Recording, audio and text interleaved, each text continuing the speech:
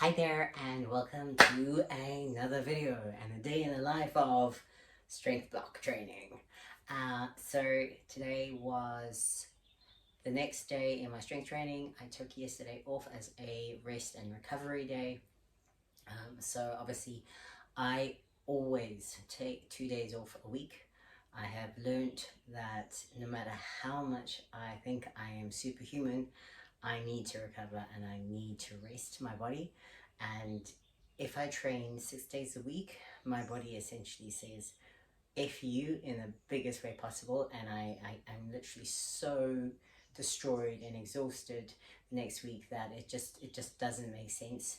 So I stick to 5 days a week at a maximum. And it's one of those things that I really recommend. Remember, whether it's strength or aesthetics, whether you're trying to put on muscle mass or you're trying to get stronger, rest and recovery is where the magic happens. So if you're training 6 and especially if you're training 7 days a week, you are being counterintuitive to your end goals. And I know the fun part happens in the gym, but the recovery is so important. So I cannot stress enough that you need to take that time to rest, to recover, to refuel. So yesterday was a full-on rest day. I slept in a little bit because I usually get up before the crack of dawn, because in the UK the sun comes up so late compared to South Africa. And so rested a little bit, allowed my body to recover, refuel. My diet is the same whether it's recovery day or training day, and that's one thing that I personally prefer. I know sometimes people like to carb cycle, so on days that they're not training, they do higher fats, and then on days that they're training, they do higher carbs. For me personally, I keep it simple, stupid, and I keep my diet literally exactly the same, whether it's rest day or training day. There is one variable though. So my post-workout, like yogurt or protein, I might not necessarily have on my rest day, depending on how hungry I am. And also another thing that I might or might not have is peanut butter. So in the evening, I often have a few scoops of peanut butter. When I was in CrossFit, literally, and I'm not joking here, I was doing so much exercise and so much training that my body just couldn't recover properly, to the point that I ate up to 200 grams of peanut butter every single night.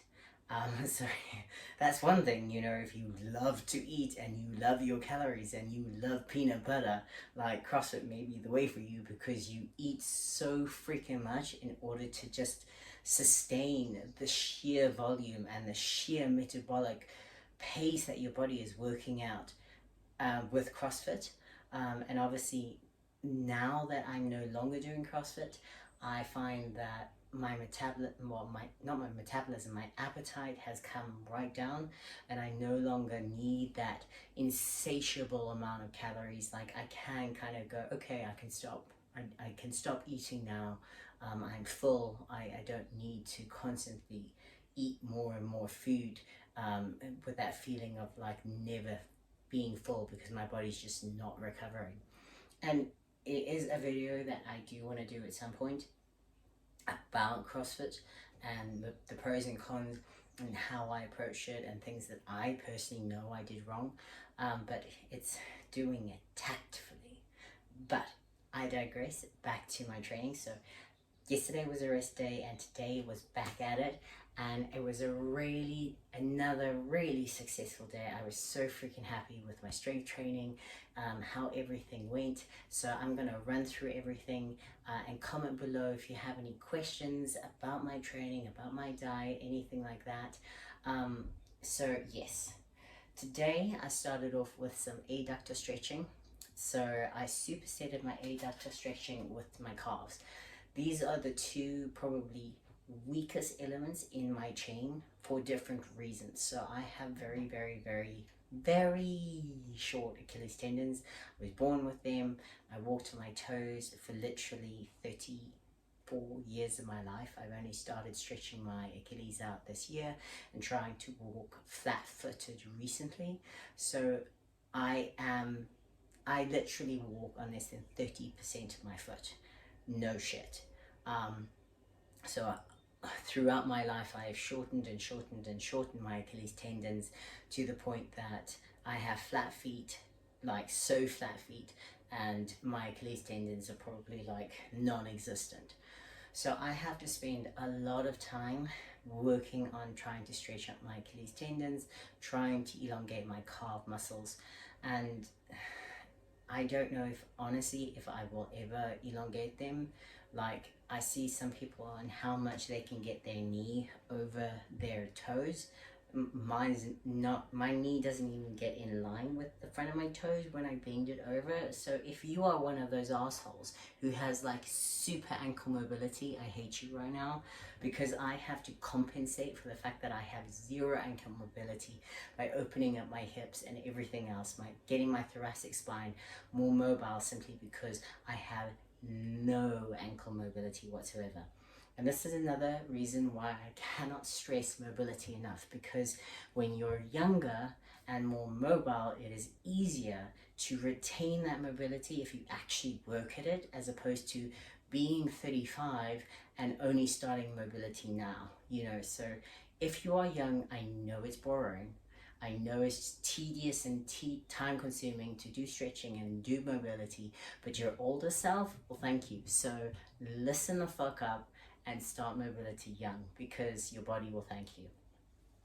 The second thing that I'm obviously working on is my adductors. So because I have that hamstring issue, which I realize now is actually extending into my groin, I'm having to do my adductor stretching. And doing this adductor stretch, I realized, like, I used to be able to get my nose to the bar when I bent over, and now I can't, because the pain in my groin is so fucking tight from the hamstring injury.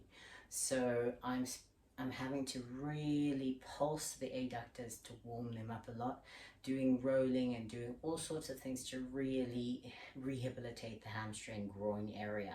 So this is going to become a lot more prominent in my mobility. So if you see me stretching my adductors again and again and again and again, there is a reason for it. So if you have this issue, do it. If you have thoracic spine issues, let me know, because I will be doing some of those, and I'll be covering all the different mobility exercises in my warm-ups. But at the moment, those were the two focuses. So I did 3 rounds of these 2 exercises that I will be putting here. And I did, again, it's mobility, it's a warm-up, so I'm not doing passive stretching, I'm doing active, so I'm pulsing and I'm moving the muscle, I'm warming it up at the same time. Then I went on to a 3-way squat. And what you want to do is you want to try to point your feet as forward as possible rather than outwards, and just lower as much as you possibly can whilst trying to keep your feet forward and not allowing your knee to extend over your toes. So knee over toe is not a bad thing, and there's nothing wrong with it, but in this particular exercise and this mobility movement, the goal is keeping your feet as straight as possible and not allowing your knee to go over your toe whilst doing the mobility, which helps with the adductor priming. And I supersetted that with a star pivot on the side, and that's because another injury that I accrued during my CrossFit days was what is the word? I've forgotten the word. Oh yes, I tore my meniscus in my knee. Yay, another fun one. So I'm having to rehabilitate my knee at the same time as my hamstring. So this particular exercise I really feel helps strengthen the knee, because again, when you're doing CrossFit as well as bodybuilding and powerlifting, you tend to move in one line of movement. So whether it's up or down, you're not necessarily moving to the side, and that's where something like a torn meniscus flares up. So I'm really moving in that pivoting point, focusing on trying to rehabilitate the knee whilst rehabilitating the hamstring and trying to get my ankles more mobile. So that is my mobility for the day. I supersetted the first two exercises, then I supersetted the second two exercises, each one for 3 rounds, and then I moved on to some fun ones, which make me feel like awesome, because like it's another thing working towards a goal and manipulating the body and trying to use the body as maximally as possible. So I did body weight quad extensions. I'm still having to use an elastic band for this, but as you can see, I'm barely holding onto the band. And this one I'm really loving, because obviously it's not only stretching out my quads, but it's strengthening them at the same time, because you're having to use both your core and your quads to actively reflex yourself back up, rather than doing leg extensions on a machine. So what I would recommend is 2 parts. If you're trying to do this exercise, obviously be aware of the limitation of your quads being tight. So you might not be able to get all the way back unless you're already superhumanly flexible. If you are superhumanly flexible, obviously you might not have the strength to be able to do the movement, in which case do what I'm doing, which is wrapping the elastic band around something and using it to anchor you, drop yourself down and drop yourself up.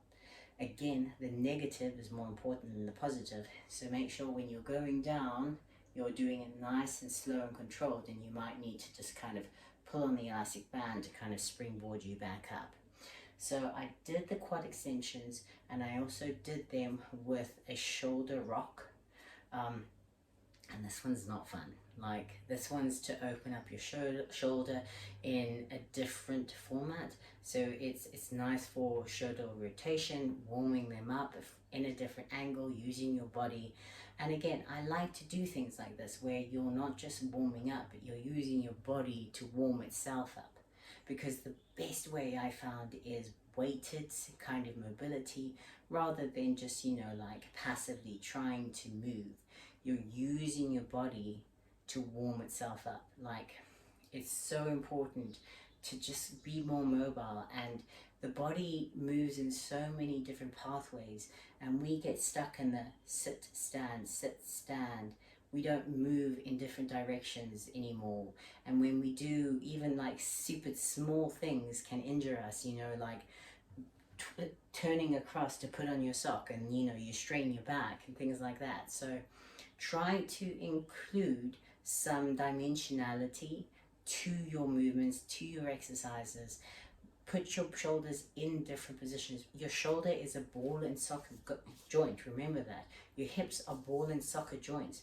What does that mean? It means that everything moves in different directions. It's not just there, okay? It's a ball. It's gonna move in all different directions, and you need to make sure that you're strong, and you're strengthening all the tendons and the supporting muscle fibers in all different directions. So make sure you do different mobility, different exercises to strengthen that ball and socket joint. You don't want a hip transplant at 40 because you never move this way. So I'm getting older. I'm realizing that small things like mobility actually mean a lot more. So I cannot emphasize enough how important it is to just do a bit of functional movement within your training. Don't just, do bicep curls and tricep extensions and lat pull downs and call it there. Have some fun with it. And that's another thing. These mobilities, they're not only strengthening you, but they're a little bit more exciting than just doing like a bicep curl or a leg extension. If you can do a leg extension body weight, that's freaking cool. Like, I think that's a goal in and of itself. So I would stress it. It's fun, it's different, it's something exciting. Then I moved on to my strength pieces for the day. So I started with strict press, and With the strict press, small weights add up very, very quickly. So my first set, I did 5 sets. I forgot. Sorry. So I did warming up of my shoulders before I did the strict press. So as you can see, I used the elastic band just to warm up the shoulders completely. So always make sure that your shoulders are nice and warm in different dimensions um, before you start doing your strict press, so it's nice and warm and lubricated, and do as many warm-up sets as you need to. You don't need to jump to the heavy weight like I did. The only reason I do that is because I feel like my body can handle it, but you need to do as many warm-up sets as you possibly need to, feel you need to warm up the shoulder girdles. But do that elastic band warm up, like 3 rounds of it, to really get them nice and warm. And you want that slight of pump feeling because you've warmed them up enough before you actually go into actively doing your strength movements. Okay, so I did the bar, then I did 5 reps on 45 kilograms, 5 reps on 55 kilograms, and then I did my 5 working sets on 56 kilograms.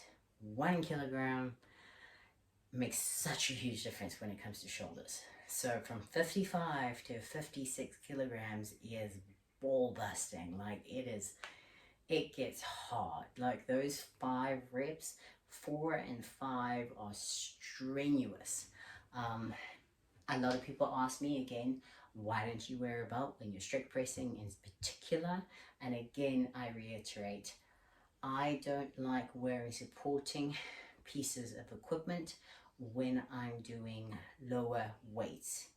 I feel like it's counterintuitive, and you're actually weakening your entire muscular skeletal structure by not by using aids, and by weakening yourself by using aids, because the aids will support you and they may actually weaken the muscle form, and so if you take them away, then that support structure that they've created is no longer there, and you could risk getting an injury. But I'll go into complete detail about why I don't wear a lot of support, especially on the lighter weight. So 5 sets of 5, I will not wear any form of support, belt, knee sleeves. The only thing that I wear is my lifting shoes. Other than that, I don't wear any form of support, and this goes through all the different exercises. 4 of 4, I also don't wear any form of support. 3 of 3, I probably might do, depending on the movement. But again, that depends on how I'm feeling, whether I feel like I really need that structure or if I want to go completely raw. So I went completely raw, 5 sets of 5 reps on 56 kilograms. Then I went on to my chin-ups. So chin-ups are reverse grip pull-ups, and they engage a lot of bicep tendons. Yep, bicep tendons. Whereas if you're doing overhand grip pull-ups, you engage more lat. So for this one, I did chin-ups, and you can generally go heavier on the chin-up than you can the pull-up. And then exactly what happened. I had originally anticipated doing around about 30 kilograms for 5 sets. I was pleasantly surprised. I did 30, and then I did 32.5. And then I was like, I feel like I can do a little bit more. So I did 33.5 kilograms. And that felt so solid. I ended up doing 35 kilograms. And I did 35 kilograms for 5 sets. Okay. A couple things that I noticed when I was doing them is, in the past I've used kettlebells, whereas now I'm sticking predominantly to plates and colored plates. So 2 reasons for this is, 1, the color plates, obviously you can tell without any effort exactly what you're lifting. So if you're watching videos back and there's no label or title on the lift, you can still say, okay, well that's a 20, that's a 15, that's a 10. So you can easily work out exactly what I'm lifting. And number 2, I find that the plates if you nestle them between your legs and you squeeze your legs together, it almost tightens and strengthens your entire like form. You feel stronger, and that's what I did. And on the fourth, and particularly on the fifth rep, I really squeezed the plate together between my thighs, and that almost made me feel strong enough to get that fifth rep, because the fourth rep always felt a bit iffy, like I wasn't going to get the fifth rep. And then when I squeezed the plate between my thighs, it gave me that strength to do the fifth rep. And I was making sure the fifth rep, I cleared the chin, got over the bar solidly. Like it was like a no questions bars, that chin was over the bar for every single rep. So that was a huge focus for me with the chin-ups. And I was really happy. Initially I had thought, okay, I don't necessarily need to get the fifth rep completely. It can be a bit of a iffy one, a bit of a fight, but they felt so good. I was so happy. I was like, okay, I'm gonna try and do 5 sets of 5 reps, solid reps, chin over bar every single rep, no questions asked, even if it's like a fight for that fifth rep, and I got it. So I was freaking happy with those reps. With the sets, again, got a little bit heavier than I originally anticipated, and I'm freaking happy about that. So if you are going to be doing these exercises, obviously the strict press, make sure you warm up your shoulders enough. Do those exercises with the elastic band. If you don't have the elastic band, get 2 lightweight plates in either hand and do the same movement pattern, just with plates rather than an elastic band. But make sure you warm up that entire shoulder girdle, so that is actively warmed up. And don't do passive stretching, do active stretching, nice and warm and limber before you start doing your strict press, okay? Don't bounce the weight with your strict press. Make sure that your legs are solid on the ground, but you do not bend to get the weight up, because then it's no longer a strict press, that's a push press, okay? So by pushing it and creating momentum in the bar before you push it overhead, that is making it easier to move the weight, okay? So you are kind of cheat repping it, and you want each rep to be static. So you touch your collarbones and then you go overhead, press it through. I am doing an Olympic lifting movement, okay? So it's full range of motion to lock out overhead. If you are doing bodybuilding, you don't necessarily need to do the full range of motion. You can do time under tension, where you literally go from below the chin to 3/4 and then back down.